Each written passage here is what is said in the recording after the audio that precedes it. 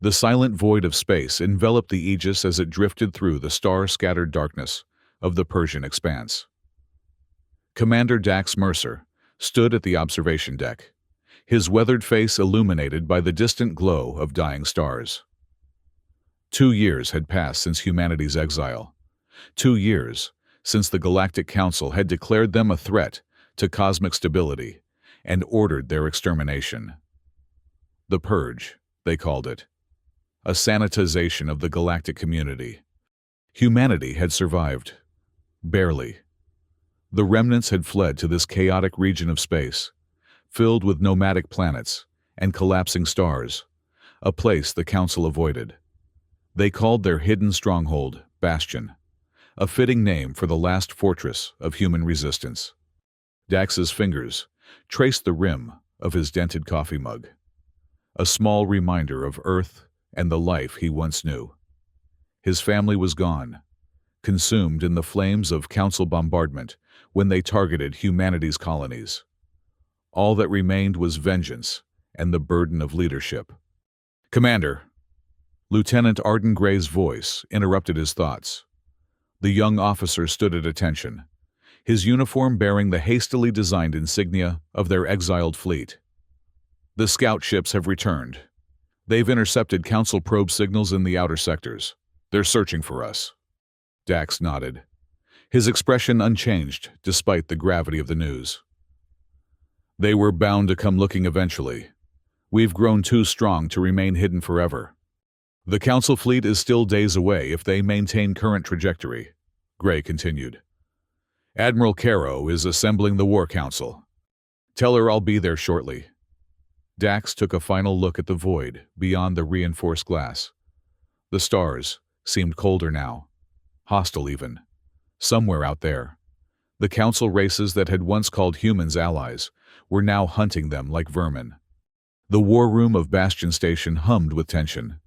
Maps of the Persian expanse glowed on holographic displays, marking known Council patrol routes and the scattered human outposts that had been established in the region. Admiral Elena Caro stood as Dax entered, her gray hair pulled back in a severe bun. Despite being in her 60s, she commanded respect with the sharpness of her gaze alone. "Commander Mercer, now that you've joined us, we can begin." Around the table sat the remaining leadership of humanity's resistance. Captain Vaughn of the Valkyrie, a stealth vessel responsible for their most sensitive operations.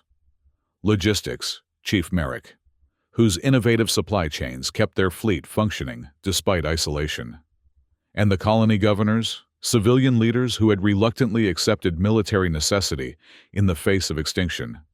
"The Council has sent a reconnaissance fleet," Caro began, manipulating the holographic display to show the projected enemy movements. 3 light cruisers and a carrier, standard patrol configuration. Their probe signals suggest they're searching the asteroid fields near the expanse border. If they continue their current pattern, they'll detect our communication relays within 48 hours. Governor Holst, a heavy-set man with perpetual sweat on his brow, spoke up. "We should evacuate immediately. Move deeper into the expanse." "And abandon 2 years of infrastructure?" Chief Merrick countered. "The mineral processing facilities alone took months to establish. We can't just—" "Better to lose infrastructure than lives," Holst interrupted. "The Council will show no mercy if they find us." Dax studied the projected enemy movements, considering their options. Running would mean survival in the short term, but at the cost of their hard-won resources, humanity would be reduced to nomads again, constantly fleeing. "We don't run," Dax said firmly, silencing the debate. All eyes turned to him. "We strike first." "A preemptive attack?" Gray looked surprised. "Against a Council patrol?" "We've been building our strength for 2 years," Dax continued, "testing our new technologies in isolated skirmishes. If we hit this patrol quickly and thoroughly, we can eliminate them before they report our position." "And then what?" Holst demanded. "The Council will send more ships when these don't return." "Yes," Dax nodded. "But on our terms, not theirs. We choose the battlefield. We choose the timing. For 2 years, we've been reactive, hiding in shadows. It's time humanity showed the Council we will not simply fade away. Admiral Caro's lips curved in a slight smile. I've been waiting for you to say that. Commander, I have a tactical plan ready for review. Of course you do, Dax replied, with the first hint of warmth he'd shown since entering. You've always been 3 steps ahead of me, Elena. The holographic display shifted, showing detailed schematics of the Council patrol vessels alongside their own fleet assets. As Caro outlined her strategy, Dax felt a familiar tension building in his chest, the weight of command, of lives that would be lost on his order. But beneath that weight was something else. Determination. The Council had taken everything from him, from all of them. Now it was time to show them the cost of underestimating human resilience. Captain Vaughn, Dax turned to the slender, pale-skinned officer. Your Valkyrie will lead the initial strike. Silence their communications before they can alert the Council. Vaughn nodded, her colorless eyes calculating. We've developed a new electromagnetic pulse configuration. It should disable their quantum entanglement communicators before they realize they're under attack. Good. Dax looked around the table. We move in 12 hours. Ready your ships and crews. As the officers filed out, Governor Holst lingered, his expression troubled. Commander Mercer, a word? Dax nodded, motioning for Gray to give them privacy. This is a mistake, Holst said once they were alone. We should be focusing on diplomacy, not aggression. There are sympathetic factions within the Council. The Nerovians have already made overtures. The same Nerovians who stood by during the Purge? Dax's voice was cold. Who watched as billions died on our colonies? They were bound by Council law, Holst insisted. But times change. Sentiments shift. If we demonstrate peaceful intentions. Peace? Dax laughed bitterly. Is that what they offered us when they declared our species a galactic contamination? When they bombarded Earth until the oceans boiled? Holst flinched at the intensity in Dax's eyes. Vengeance won't bring your family back, Commander. For a moment, Dax's hand twitched toward his sidearm, an instinctive response to the mention of his lost wife and daughter. He mastered himself with visible effort. This isn't about vengeance, Governor. It's about survival. The Council won't stop hunting us until they believe the cost is too high. Or until we're all dead, Holst muttered. Yes, Dax agreed softly. That's always a possibility. But I'd rather die fighting than cowering in the dark corners of the galaxy, wouldn't you? Holst had no answer for that. He left, shoulders slumped, leaving Dax alone with the glowing battle plans and the weight of what was to come. The attack on the Council patrol proceeded with precision that surprised even Dax. Captain Vaughn's Valkyrie slipped through the patrol sensor grid like a ghost, deploying the EMP devices that rendered their communications useless. When the Council ships realized they were under attack, it was already too late. Dax watched from the command deck of the Aegis as his fleet descended on the isolated patrol. Human vessels, cobbled together from salvage and modified with technologies developed in exile, swarmed the sleeker Council ships. What they lacked in elegance, they made up for in ferocity. Council carrier launching interceptors, reported the tactical officer. 12. No. 16 craft deployed. Engage countermeasures, Dax ordered. Keep them contained. The space around the carrier bloomed with electromagnetic disruption fields, another innovation born of desperate necessity.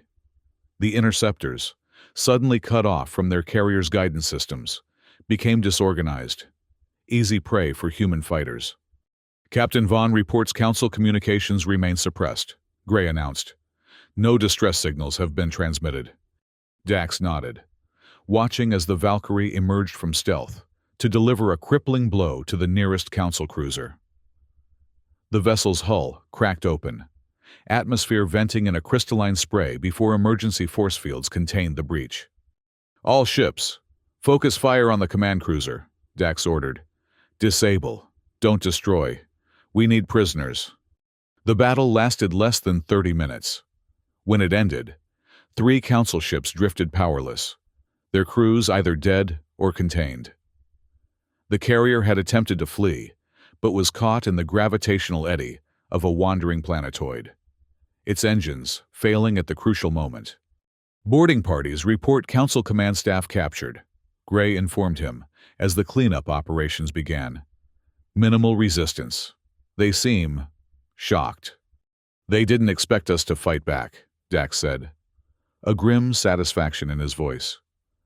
They thought we'd be cowering, not hunting. Commander, Admiral Caro approached, her uniform immaculate despite the chaos of battle.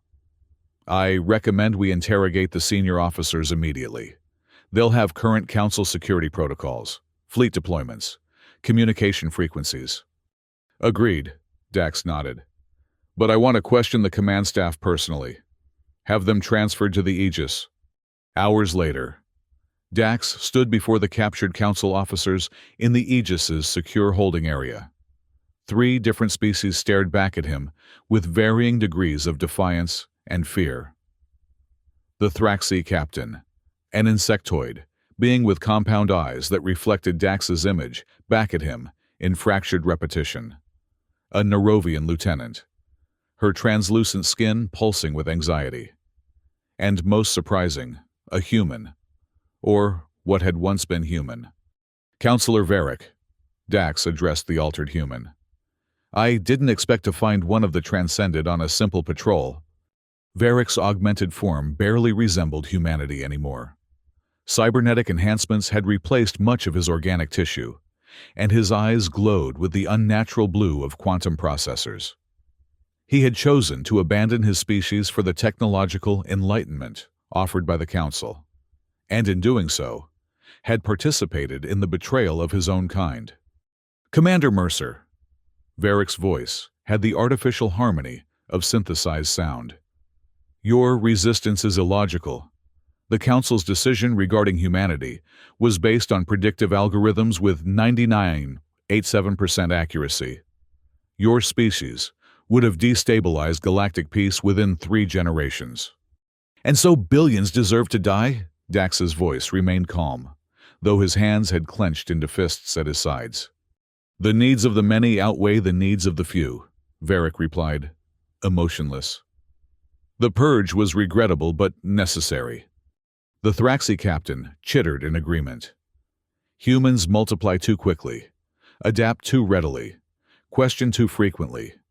Your genetic coding lacks the proper restraints that all civilized species possess. We call that freedom, Dax replied. Something the Council fears because it can't control it. The Nerovian officer spoke up, her voice musical despite her evident fear. Not all Council members supported the purge. There are those who speak for reconciliation, for coexistence. Silence, Lieutenant! The Thraxi's mandibles clacked in anger. You speak treason! Dax raised an eyebrow, focusing on the Nerovian. Go on, Lieutenant. What factions within the Council oppose the purge? She hesitated, her translucent skin flushing with conflicting colors, before the Thraxi interrupted again. She knows nothing.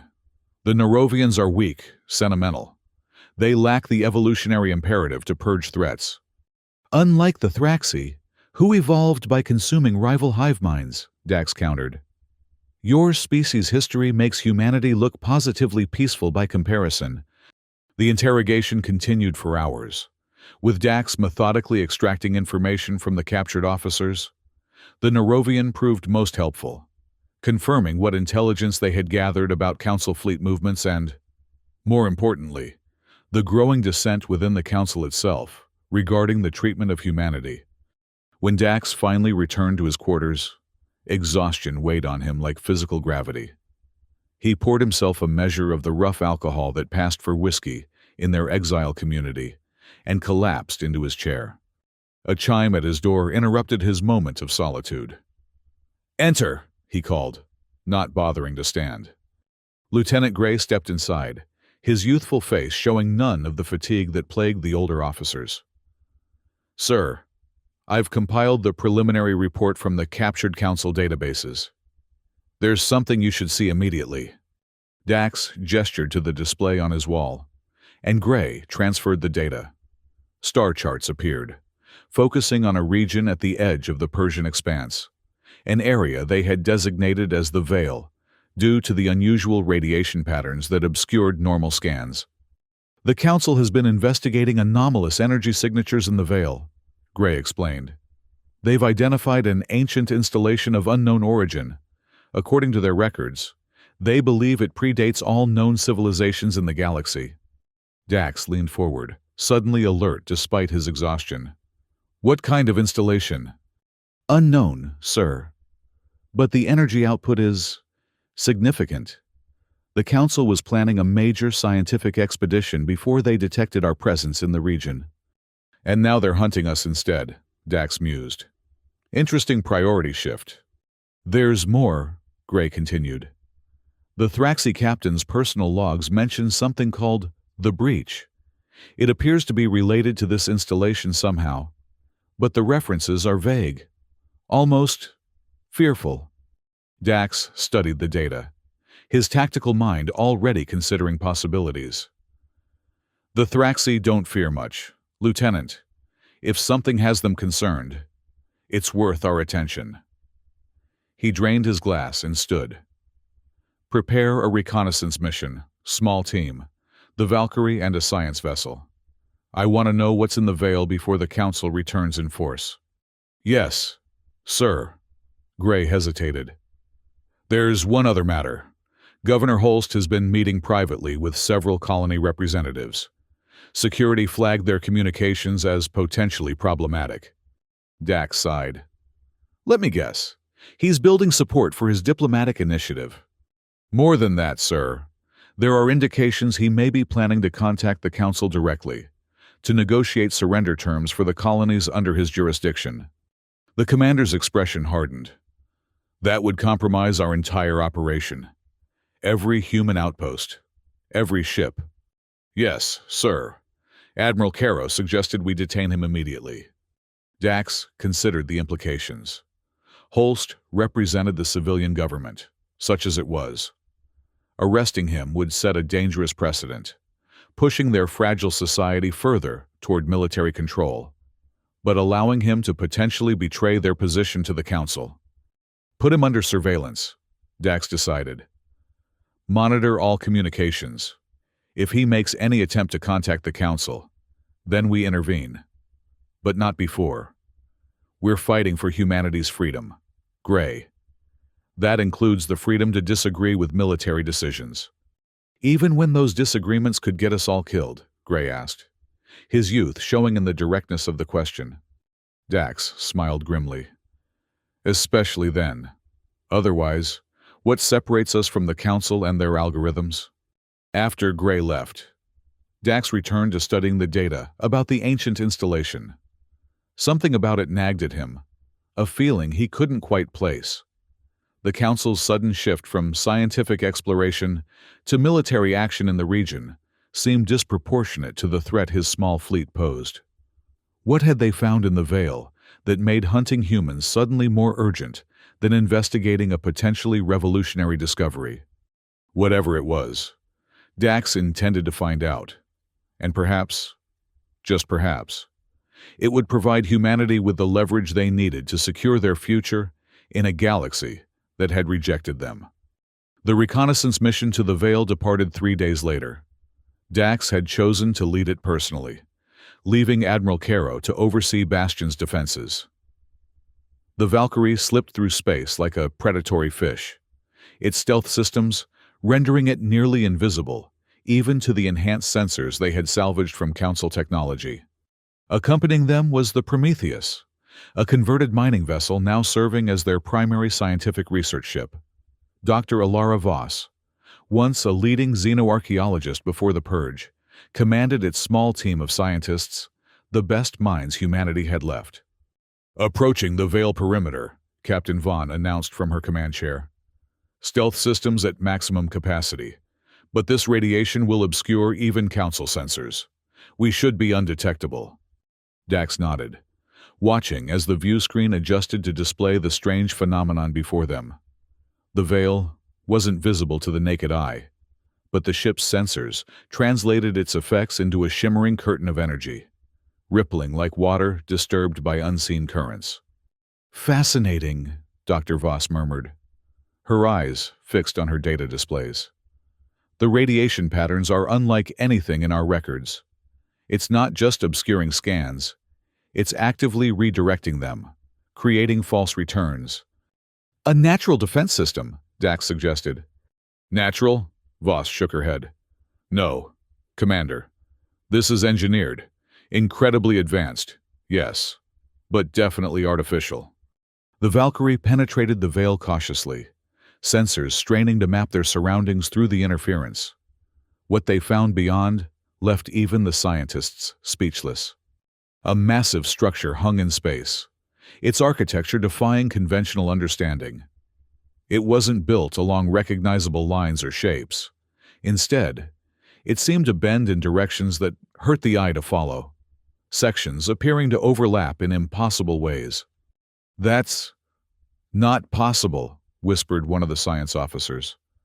"Those angles violate basic geometric principles." "Non-Euclidean architecture," Dr. Voss breathed, her voice a mixture of academic excitement and instinctive unease. "Theoretical papers suggested advanced civilizations might build in dimensions beyond our perception. But to actually see it—" "Are we looking at a weapon?" Dax asked, cutting through the scientific awe with practical concerns. Voss hesitated. "Unknown, but the energy readings are consistent with a power source of immense capability, if it could be harnessed." "Then humanity would have leverage against the Council." Dax finished her thought. "Prepare a boarding team. I want to know what's inside that structure." The boarding operation proceeded with tense caution. Dax led a small team, including Dr. Voss, and a security detail from the Valkyrie. Their shuttle navigated through what appeared to be an opening in the ancient station's impossible geometry, docking with surprising ease. "It's as if it adapted to accept our docking mechanisms," Voss noted as they secured the airlock. "Responsive technology on this scale? It's beyond anything the Council possesses." Inside, the station defied expectations again. What had appeared chaotic and alien from the outside resolved into surprisingly navigable corridors once they entered. The walls pulsed with soft, ambient light that seemed to follow their movements. "It's reacting to our presence," Voss said, scanning the surfaces with her instruments. "Reconfiguring itself to accommodate our biological needs. The atmosphere is adjusting to Earth normal conditions." "Friendly," remarked one of the security officers. "Or a trap." They proceeded deeper into the station, discovering vast chambers filled with technology that even Dr. Voss could only speculate about. Central to the facility was a colossal room dominated by what appeared to be a containment system. Concentric rings of energy surrounding a central void that seemed darker than mere absence of light. "This is it," Voss said, approaching the nearest control interface, a surface that rippled like liquid metal under her hesitant touch. "The breach the Thraxi mentioned. It's not a what, Commander. It's a where. This entire facility appears to be built around a rupture in spacetime." Dax approached the containment rings, feeling an instinctive revulsion as he gazed into the darkness beyond. "Oh, rupture to where? Another dimension? Another universe? I can't say without more study," Voss replied, her fingers dancing across the alien interface which seemed to respond to her scientific curiosity. "But, whatever it is, the containment systems are degrading.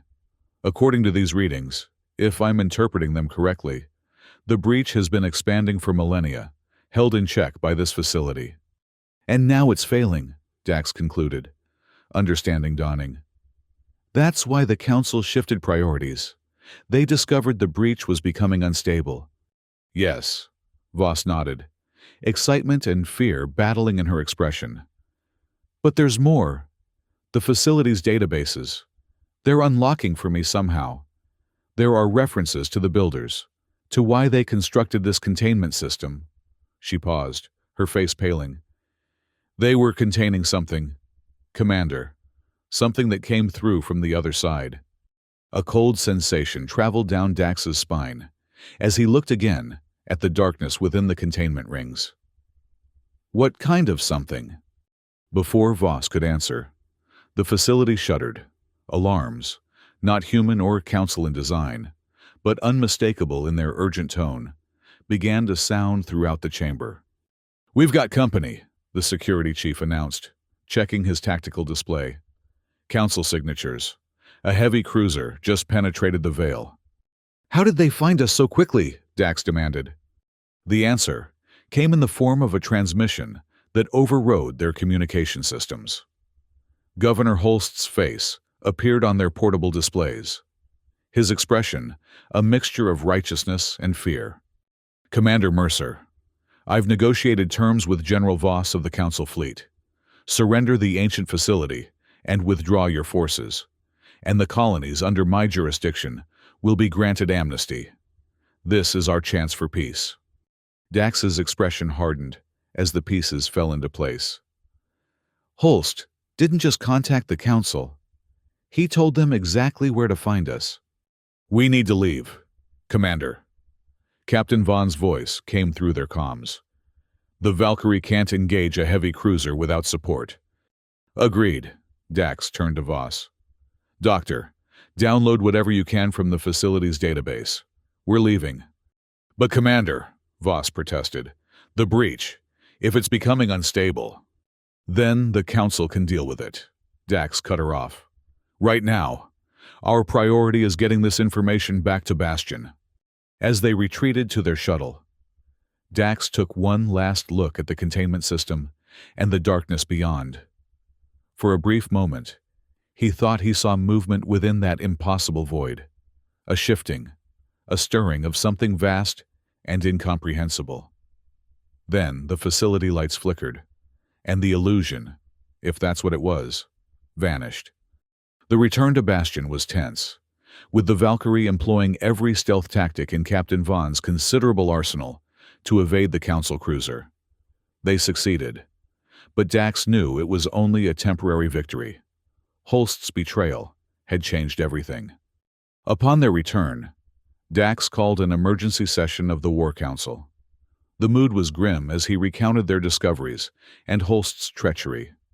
"The governor has been detained," Admiral Caro reported, "along with his closest allies. But the damage is done. He transmitted our coordinates to a council general named Voss before we could stop him." "Voss," Dax repeated the name. "Any relation to our Dr. Voss?" The scientist shifted uncomfortably.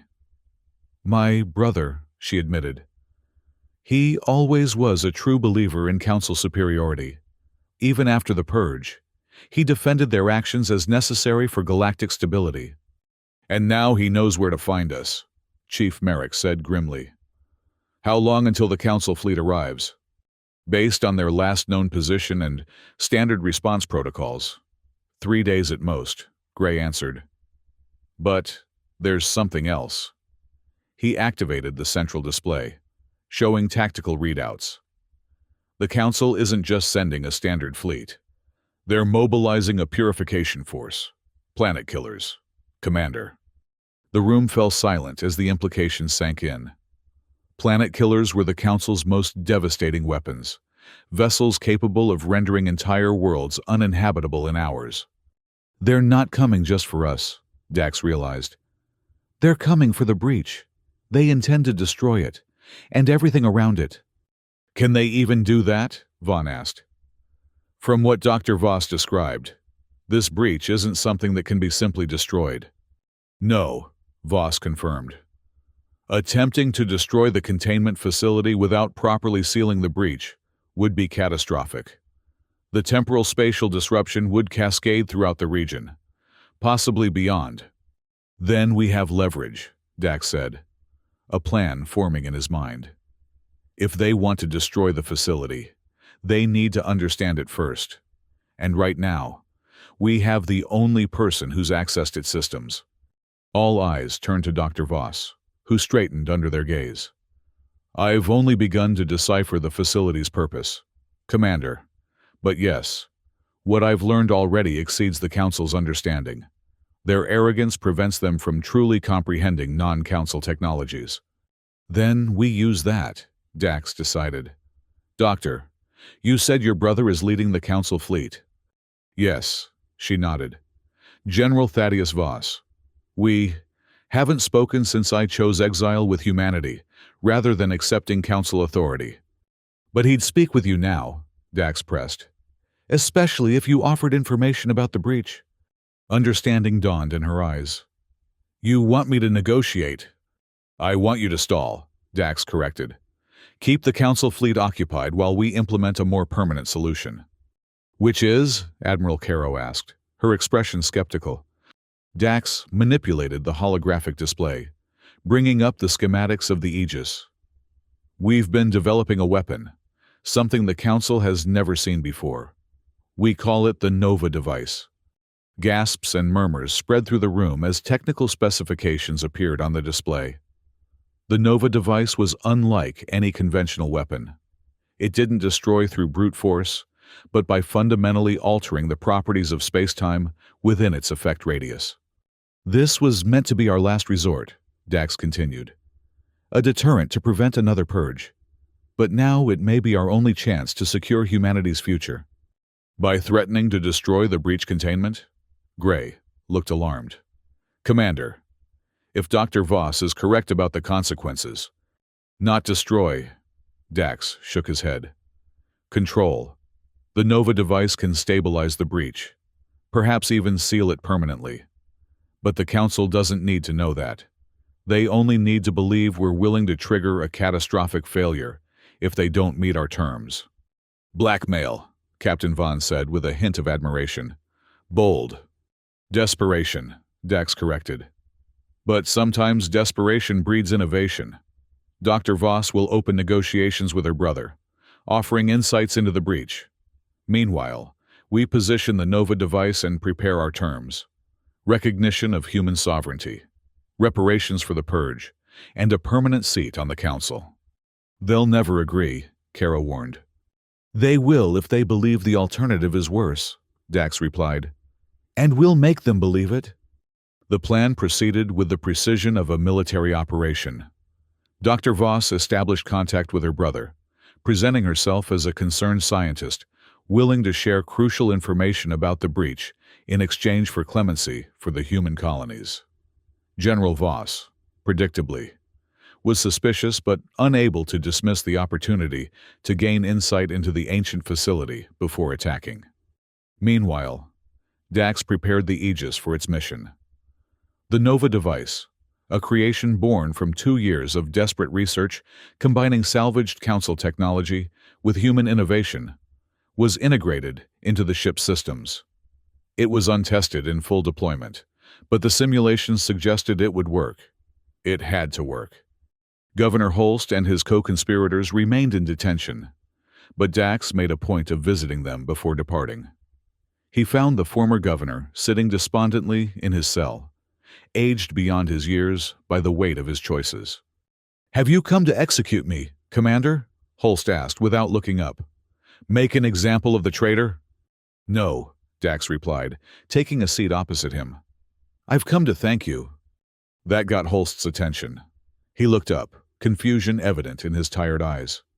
"Your betrayal forced our hand," Dax continued. "Pushed us to act when we might have continued hiding, building our strength but never using it. Now we have a chance, a small one, to secure humanity's future once and for all." "At what cost?" Holst asked bitterly. "More death? More destruction? The Council cannot be defeated. Mercer, they control the galaxy." "Perhaps," Dax conceded. "But they don't control what lies beyond the breach. And that frightens them more than we ever could." He stood to leave. "You won't be executed, Governor. But you will witness the outcome of your actions, one way or another." As Dax turned to go, Holst called after him.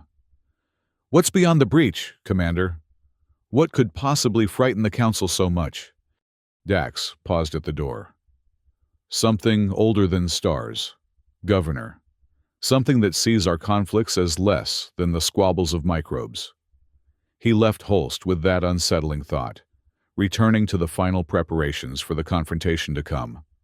The Council fleet arrived precisely when Gray had predicted, a formation of sleek, advanced vessels designed for one purpose: extermination. At their center loomed the purification ship, its silhouette distinctive and dreaded throughout the galaxy.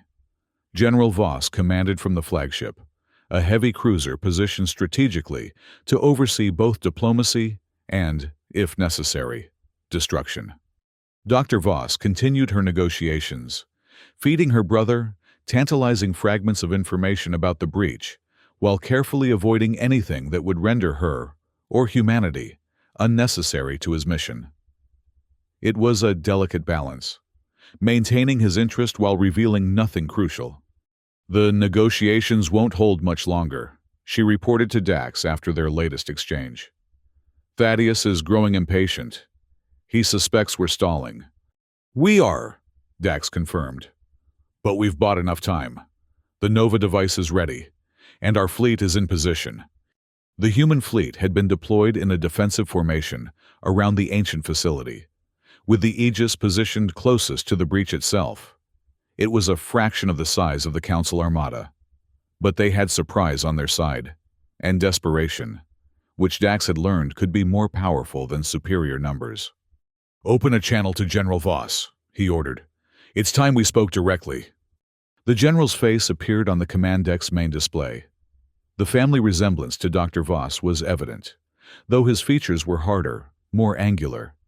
He wore the distinctive uniform of a Council military elite, adorned with insignia that marked his numerous campaigns, including, Dax noted with cold anger, a medal specifically commemorating the Purge. "Commander Mercer," General Voss acknowledged with the barest courtesy. "My sister speaks highly of your tactical acumen. It's unfortunate we meet as adversaries."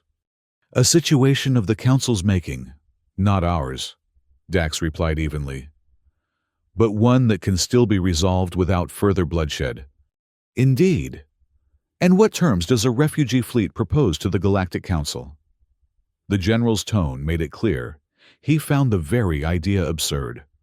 Dax outlined their demands succinctly. Recognition of human sovereignty within the Persian expanse, reparations for the Purge, and eventual representation on the Council itself.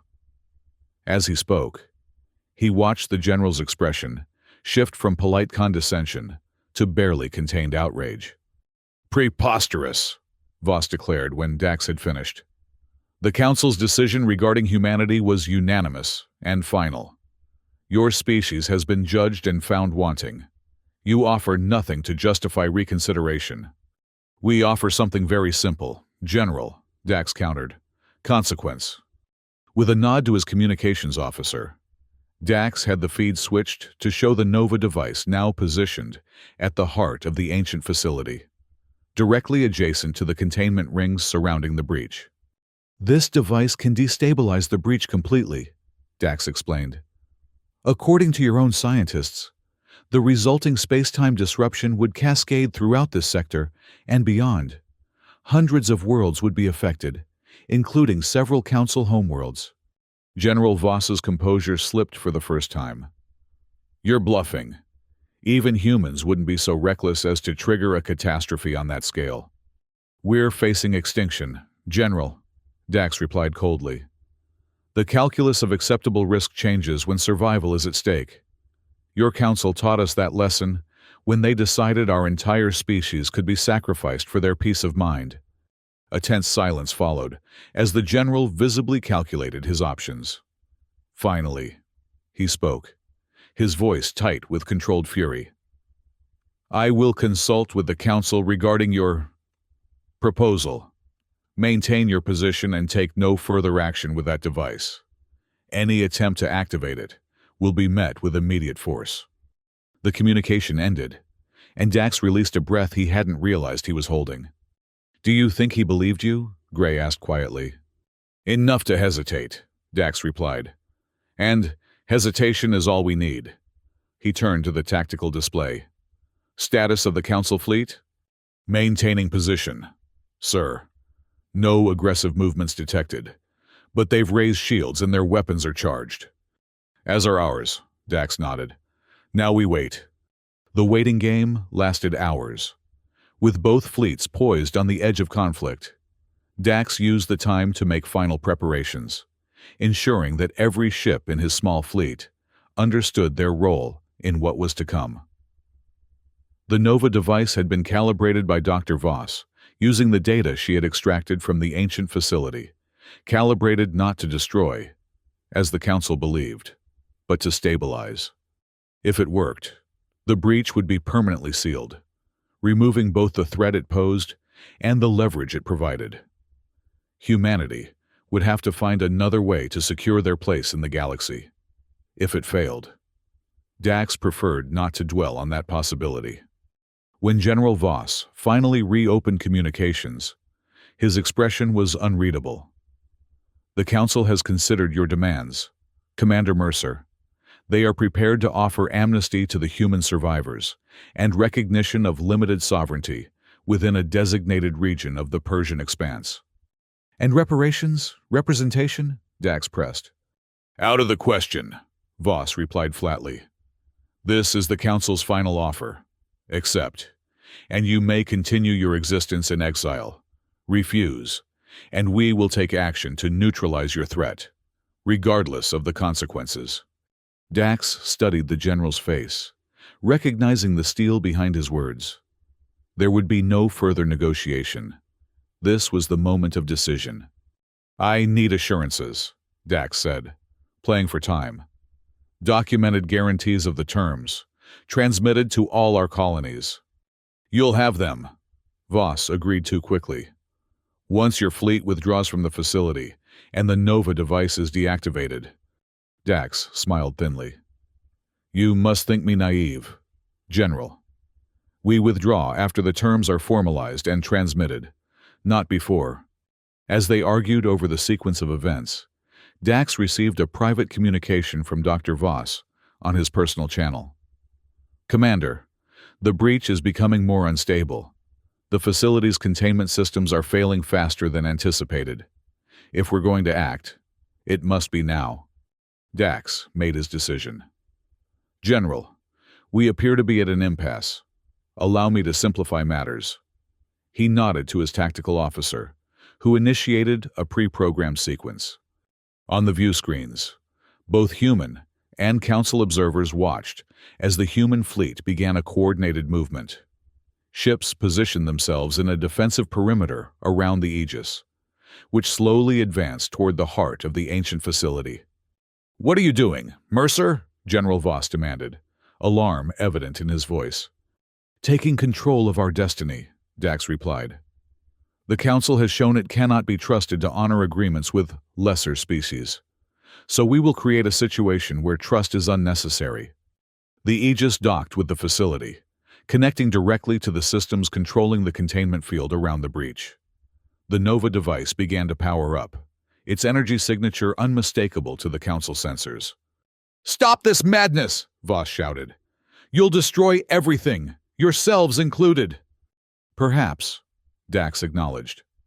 But sometimes destruction clears the path for new growth. Humanity has always understood this. It's why we survived when our world tried to kill us.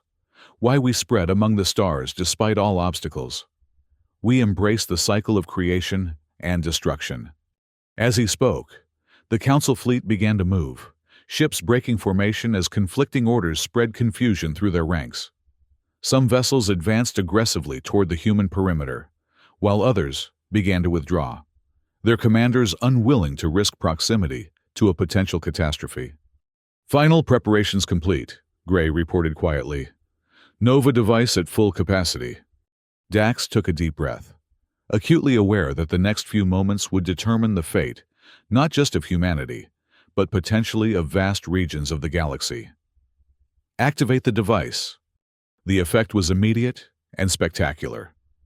Energy surged from the Aegis into the containment system, not disrupting it, as the Council feared, but reinforcing it with patterns derived from the facility's own ancient technology. The breach visibly contracted, the darkness at its center shrinking as layers of containment energy intensified around it.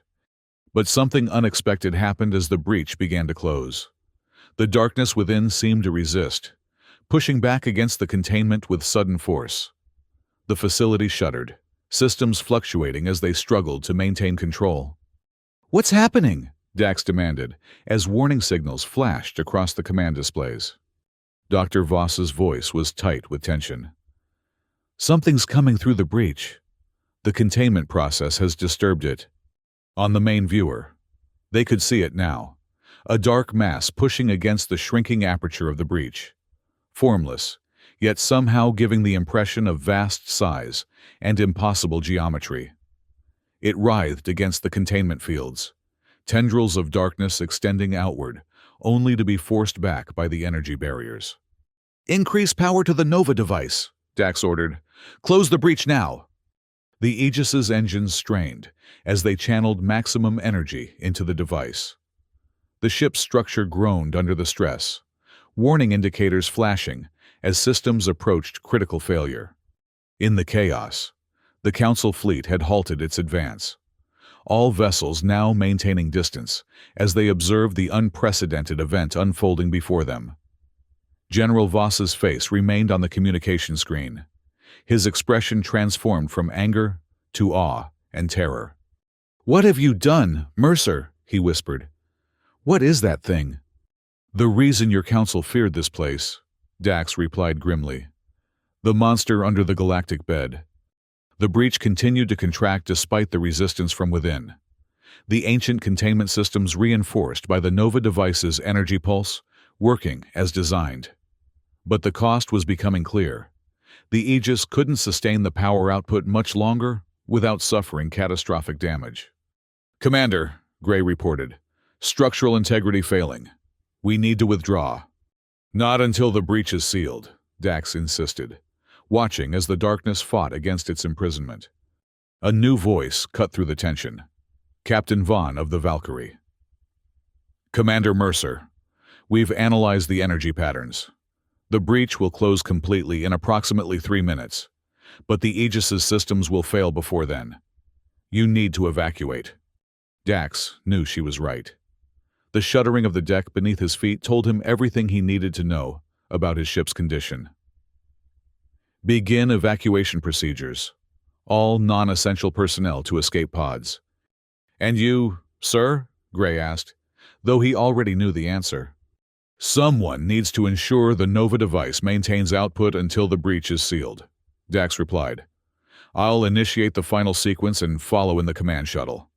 It was a lie, and they both knew it. The final sequence would require manual adjustment as the breach collapsed, compensating for the fluctuations caused by the entity's resistance. There would be no time for escape. As the command deck emptied, Dax found himself joined by a surprising companion. Dr. Voss had remained, her eyes fixed on the breach and the darkness within. "You should be on an escape pod, Doctor," Dax said without taking his eyes from the controls. "My place is here," she replied simply. "This is my research, my responsibility. Besides, someone with knowledge of the ancient systems should remain." Together, they worked to maintain the delicate balance of energies as the breach contracted further. The entity's resistance grew more desperate, tendrils of darkness lashing against the containment with increasing force.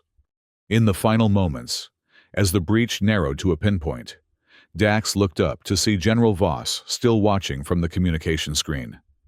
The council officer's face had lost all pretense of superiority, replaced by something Dax had never expected to see: respect. "Your sacrifice will be remembered, Commander Mercer," the general said quietly. "I will ensure it." Dax managed a tight smile. "Just remember the terms we discussed. General, humanity's survival isn't negotiable." "No," Voss agreed with surprising sincerity. "I see that now."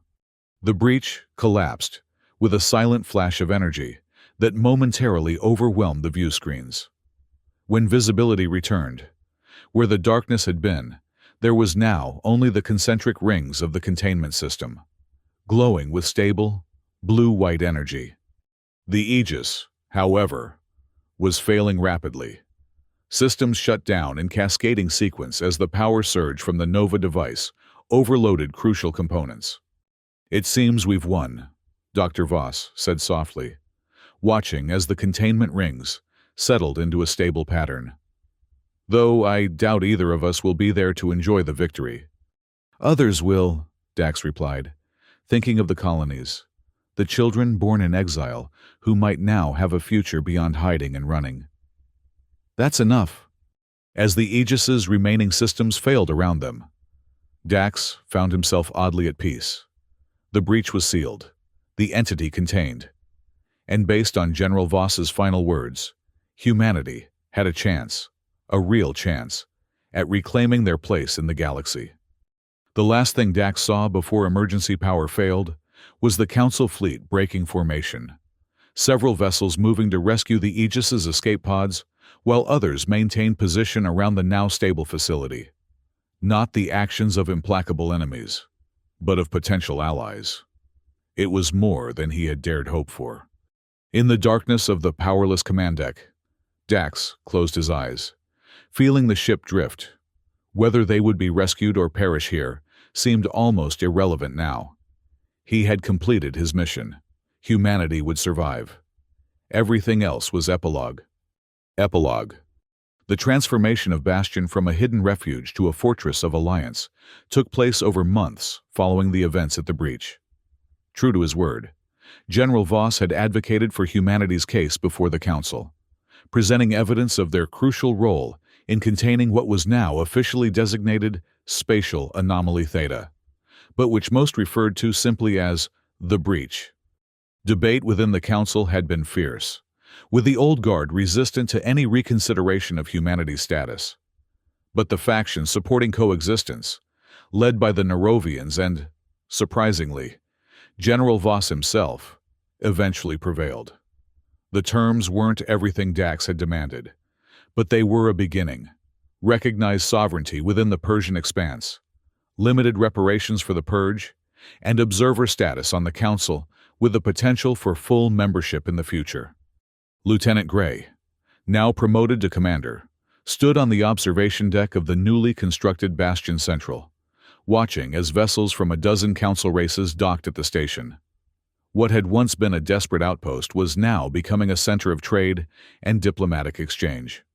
"Quite a change," Admiral Caro commented as she joined him. Age had not diminished her commanding presence, though she now walked with the assistance of a cane, a souvenir from injuries sustained during the final confrontation with Council forces. "Sometimes I hardly recognize it," Gray admitted. 2 years ago, we were hiding in asteroid fields, scrounging for supplies. Now we're hosting Council diplomats. "Progress," Caro nodded, though not without cost. They both knew she was referring to the Aegis and its crew. After the breach was sealed, rescue operations had recovered most of the escape pods. But the command deck had been found empty when Council salvage teams finally reached the drifting vessel. No bodies, no survivors, just an empty ship with a functioning life support system that should have failed with the rest of the power grid. The mystery remained unsolved, though theories abounded. Some believed Dax and Dr. Voss had been vaporized in a final energy surge. Others, particularly among the more mystically inclined, suggested they had been drawn into the breach in its final moments of collapse. Gray preferred not to speculate. Whatever had happened, their sacrifice had secured humanity's future, and that was what mattered. "The Holst faction is gaining support in the Colonial Assembly," Caro noted, changing the subject. "Their diplomatic approach seems vindicated by recent events." Gray smiled wryly. "Dax would appreciate the irony. The man who nearly betrayed us becoming a political leader in the New Order." "Dax understood pragmatism," Caro replied, "and the need for balance between military and civilian authority. He would have supported Holst's rehabilitation. I think." Their conversation was interrupted by an urgent communication from the station's sensor array. Commander Gray, we're detecting unusual energy patterns in Sector 7, near the sealed breach facility. Gray exchanged a concerned glance with Caro before responding. Define unusual, Lieutenant. Similar to the containment field fluctuations recorded during the sealing event. Sir. But on a much smaller scale. And there's something else. A signal embedded in the pattern. Well, sir. It appears to be a human communication protocol. One we haven't used since before the purge. Gray felt a chill that had nothing to do with the station's temperature. Keep monitoring. I want hourly reports on any changes. After the communication ended, Caro studied his face carefully. You think it's him, don't you? Somehow. After all this time, I don't know what to think, Gray admitted. But Dax Mercer taught me one thing above all else. In a galaxy full of impossibilities, never discount the human capacity for survival. As they turned back to the viewport, a distant star flared briefly before returning to normal. Just another cosmic event in the vast expanse of space. But for a moment, Gray could have sworn it pulsed in the rhythm of an old Earth code he had learned during his earliest days in the fleet. A simple message, repeated 3 times. Not the end. In the darkness between stars, something stirred. The breach was sealed. But perhaps not everything that dwelled beyond had been contained. Or perhaps something new had been born in the crucible of that confrontation. Something neither human nor other, but a bridge between worlds. The future remained unwritten. The stars, silent witnesses to humanity's continued struggle for existence. But for the first time since the purge, that future contained hope, and possibilities as vast as the galaxy itself.